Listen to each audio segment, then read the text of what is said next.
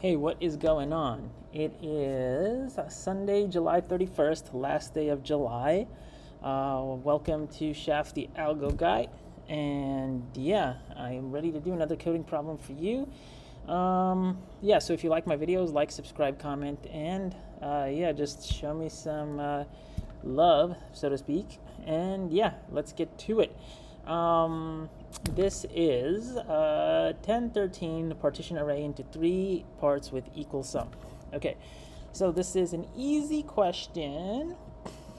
And the statement is, given an array of integers ARR, return true if we can partition the array into 3 non-empty parts with equal sum. Formally, we can partition the array if we can find indices I plus 1 less than j, with AR equals 0 plus AR1, AR of 0 plus AR of 1 plus so on and so forth, AR all the way up to AR of I is equal to AR of I plus 1 plus AR of I plus 2 plus all the way up to AR of j minus 1 equals AR of j and equals AR of j plus 1 all the way up to so on and so forth up to the final element in the array. Okay, so yes, let's see if we can really understand this, right? So this is saying that we have an example. Let's understand it through the example. We have an input of 0, 1, 0, 2, 1, negative 6, 6, negative 7, 9, 1, 2, 0, 1.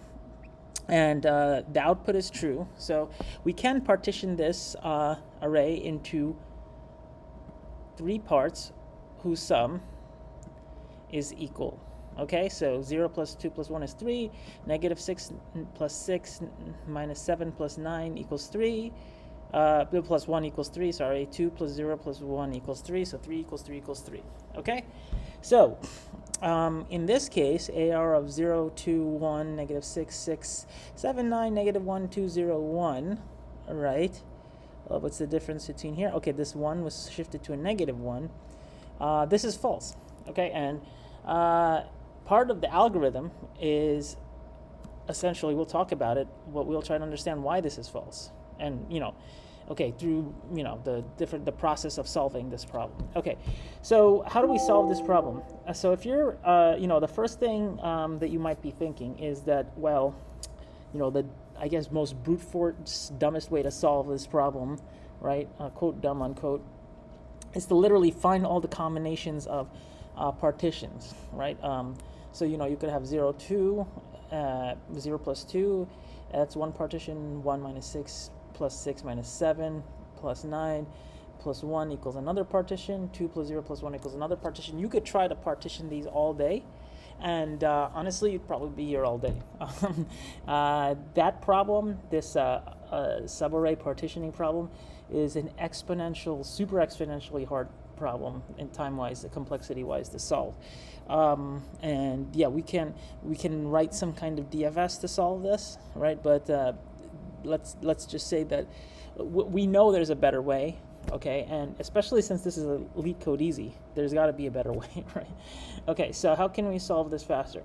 Okay, so the first thing you gotta think about is, what is it asking? It's saying that, can you divide this array into 3 parts, into 3 parts, which each part is each part has the same sum. Okay, so that first, think about that. This is not exactly 100% intuitive, but if you think about it a bit, what is it saying? Let's say part 1 plus part 2 plus part 3 equals sum. Okay, now what has to be true about this, right? The sum, part 1 plus part 2 plus part 3 is equal to sum. Part 1 has to equal sum 1 equals sum 2 equals sum 3. So this equation becomes 3 times p, right? Because these subsums all have to be equal sum. Okay, and thus we know that in order to we know a few things. We know in order to find a subarray that, or the sum of a subarray, right, that equals, when summed together with all the other parts of the array equals the sum, we have to be able to divide the sum by 3 evenly, okay? So that means the modulus of the sum of 3 is 0. Okay, so this is divisible by 3. Okay, it's very important, right? So first thing we can do, let's calculate our sum, right? We're going to store our sum, and for int I, ARR, I elements in a sum plus equals I. Okay, and then we want to, if sum 3 not equal to 0, return false. Okay, and this is a prerequisite, right? So this prevents us from even needing to go into the rest of the calculation. There is a rest of the calculation. It's not this easy, okay? But this is a very important thing to know about this problem, very important constraint. I can show you also why this isn't a sufficient condition to solve this problem, because, hold on. Sorry, that was a little hiccup. Okay, so where was I? Yes, here's a counter example as to why just being divisible by 3 alone for the total sum doesn't help us, right? So this sum is divisible by 3, this total sum, but it's not equipartitionable. Okay, that's what you call this property. Okay, so let's go on to the actual algorithm, right? So basically, what we can do, if we just have to think about, like, if we at this point know that we can get the sum and we know that it's divisible by 3, all we need to do is basically determine whenever we find that sum, right? Like as we go through the array. That means we've already got to one part of the array, right? So for example, the total sum 0, 2, 1, -6, 6, -7, 9, 1, 2, 0, 1, right? What's the total sum of this? So the total sum is 0 plus 2 plus 1 is 3, minus 6 is 3, plus 6 is 9, minus 7 is 2, plus 9 is 11, plus 11, plus 1 is 12, plus 12 is, plus 2 is 14, plus 1 is 15, okay? 15, that's the total sum. When you divide 15 by 3, you get 5, right? So basically, okay, so let's see how we can go about doing this. Let's just double check that. 0 plus 2, right?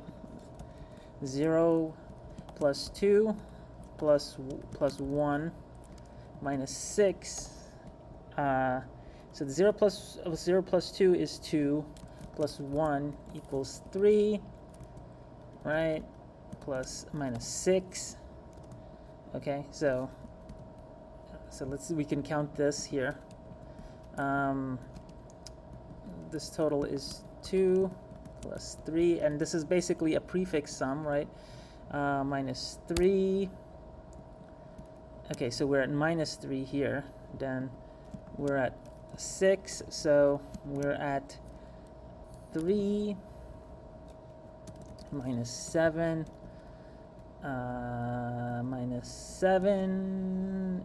So plus 3 minus 7 is minus 4, plus 9 plus 1 plus 9 is 2, negative 4 plus 9 is 5, plus 1 equals 6, plus 2, 0 plus 0 equals 6, plus 1, it's 8, sorry, 2. I always lose track of these. 2 plus equals 8, plus 0, or plus 8, plus 9. Okay, and so it's, sorry, not 15, it's 9 divided by 3. That's why you should write it out sometimes, and that's equal to 3. And so basically what we want to do, we can iterate through this entire array here. Again, we've iterated through it once, and we can find whenever we come to a subset sum of 3, or a subarray sum of 3, we've already found a partition, right? Because if we've gone through, let's say 0, 1, 2, 3, bam, we have a partition 3. So let's find another partition. -6, 6, 0, -7, plus -7 plus 9 plus 1 is equal to 3. Bam, another partition of 3. So we found one partition of 3, we found two partition of 3, and then the final partition we found of 3. So let's keep another variable here. I'm going to call it current sum equals 0, and I'm going to have a count, right? And this count is what I'm going to say is going to be keeping track of the total partitions in the array. Okay, so I'm going to say I'm going to start summing the whole thing together. I'm going to get this so-called prefix sum, right? That's what we're doing. We're just running the sum across. If count equals 0, now we're going to check if we get count equals 0, count equals 1, and else if count equals 2. And count is the count of partitions, right? So that's what we're saying here. It's the number of partitions we have, and when we get to, if we get to count equals 2, that means we're good, right? So if count equals 1, if current sum equals sum divided by 3, and we can optimize this and whatnot. I'm just showing you the logic here so you understand what's going on. Then we increase the count. If current sum equals 2 times sum divided by 3, because that's what the sum of 2 of the equipartitions are going to be, right? Then we get count plus plus, we add another count, and if count equals 2, if we get current sum equals sum, remember now we have all the partitions summed together, but next, the very, very important condition, if we're at the very end of the array. We have to be at the very end of the array before we get the third partition sum. Return true. Right? Because if we're before the end of the array and we get the total sum, right, it's not an equipartition. If we're at the end of the, if we're still not at the end of the array and we don't get an equal sum, then it's not an equal partition. Now, you can actually optimize this to even take this condition out, right, to worry about whether this third partition even counts. But let's just see how this works for now, because we want to just get this thing working. Okay. All right. Let's get rid of all these little errors. If current sum, I always spell sum and sum interchangeably false. Okay, what did we do wrong? Okay, let's see. If current sum, okay, if current sum equals sum divided by 3, if count equals 0, 2 times sum divided by 3, if count equals 0, if current sum equals 2, and if current sum equals sum, not 3. Sorry. That should work. Okay. And bam. There you go. Not the fastest, but again, we could have optimized this whole thing. So this occurs in linear time, O of n, right? Much faster than hyper-exponential or whatever the DFS solution would have been. And yeah, I don't think this is quite an easy problem, honestly, but something to think about. Okay, so that's the end of this problem. If you like this video, please like, subscribe, and comment. And yeah, I'll see you around. Have a wonderful Sunday.